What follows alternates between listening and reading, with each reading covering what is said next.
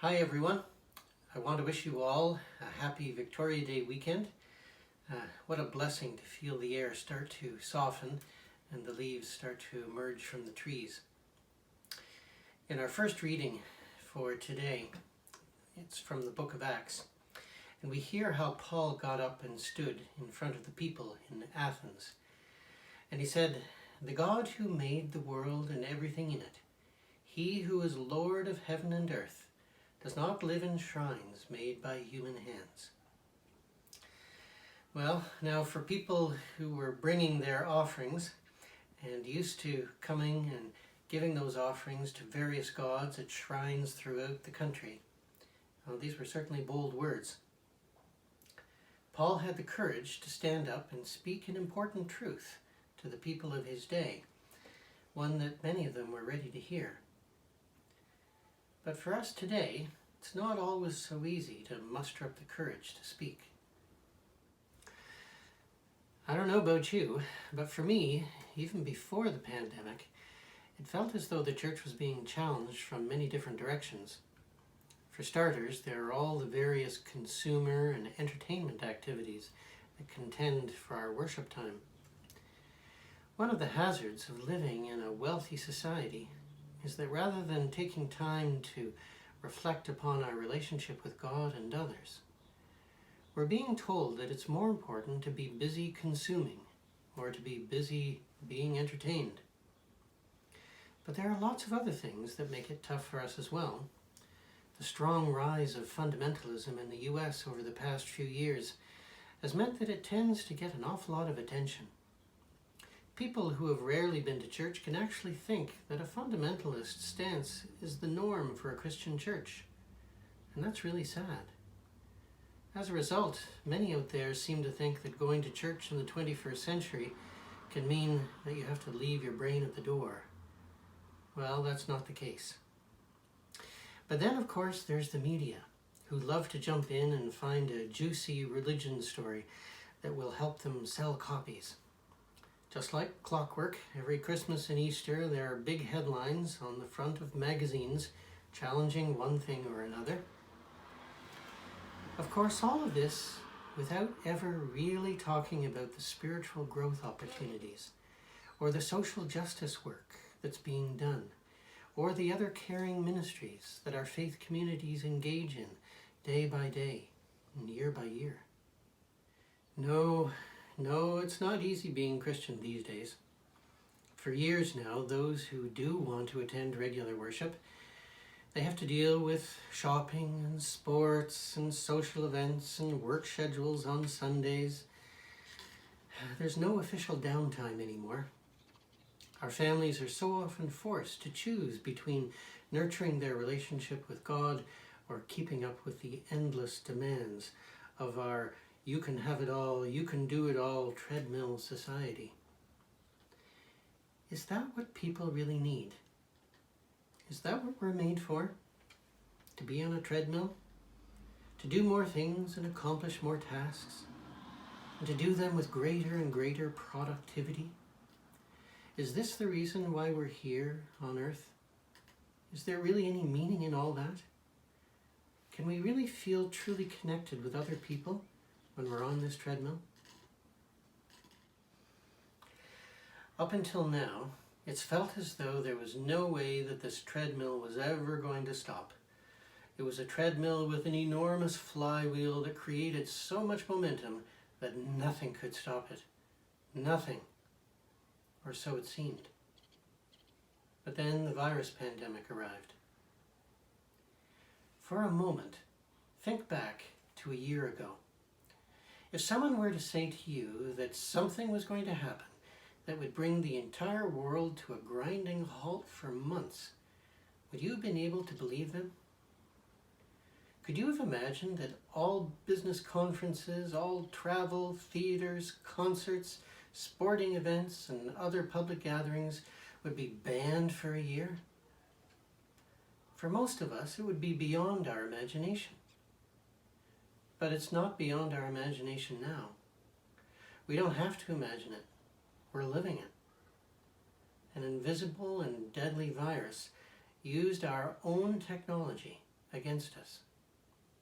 This dangerous little organism used our sophisticated global air travel system to quickly and silently infect and threaten the entire world, all the way from Wuhan, China to the Arctic territories of Nunavut, Canada.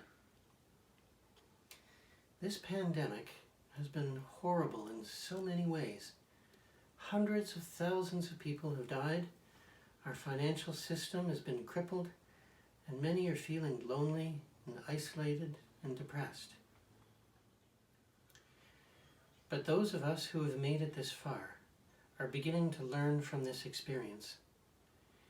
We are being given a glimpse of what human life can look like when we're not slaves to a social, economic treadmill.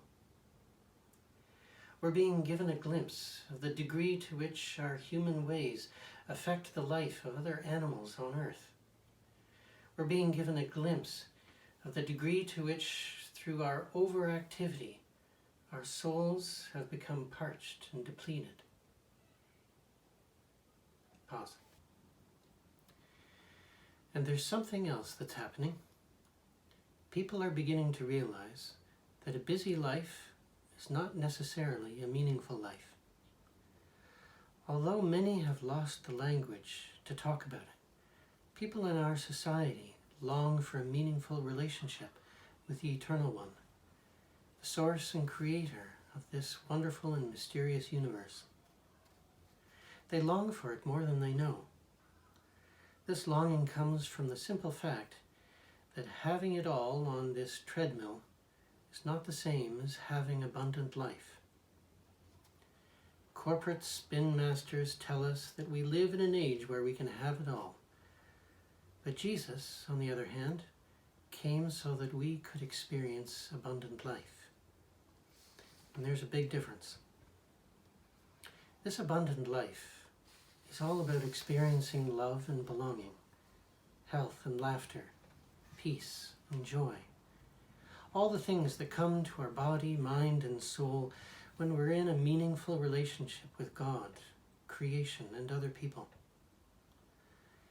In our current age, being a person of faith is about the difference between living a half-life on a treadmill and living abundant life. Make no mistake about it, this involves choice. Do you want to live a life where you don't have a meaningful relationship with the Creator?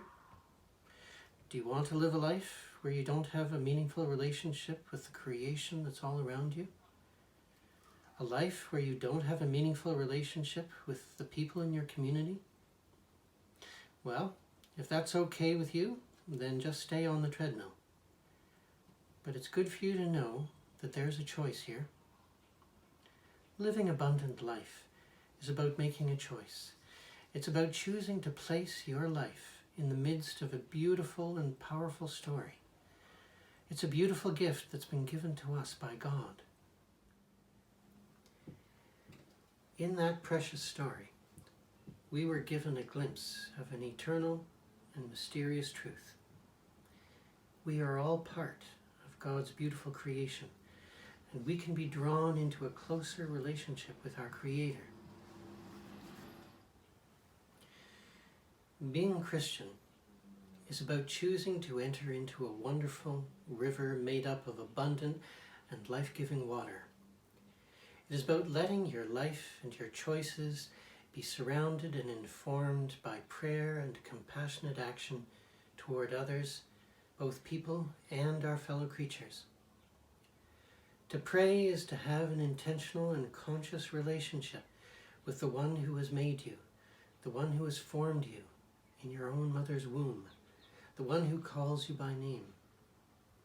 And to act with compassion is to let the teachings and example of Jesus motivate and propel you. This pandemic will eventually end. But when it does, do we really want to go back to the way everything was before? Is everyone going to want to just hop back on the treadmill? The people of the world need to see that there are choices to be made. We as Christians need to step up to the plate and find our voice in new ways. We need to remember who we are, We need to remember that we are bearers of a precious story, a precious truth. We know this. And so even from the edges of society, even in the midst of life's dangers, even in the midst of a pandemic, even while traversing dark valleys, we can walk together and speak an important truth with a calm, gentle, and unwavering voice.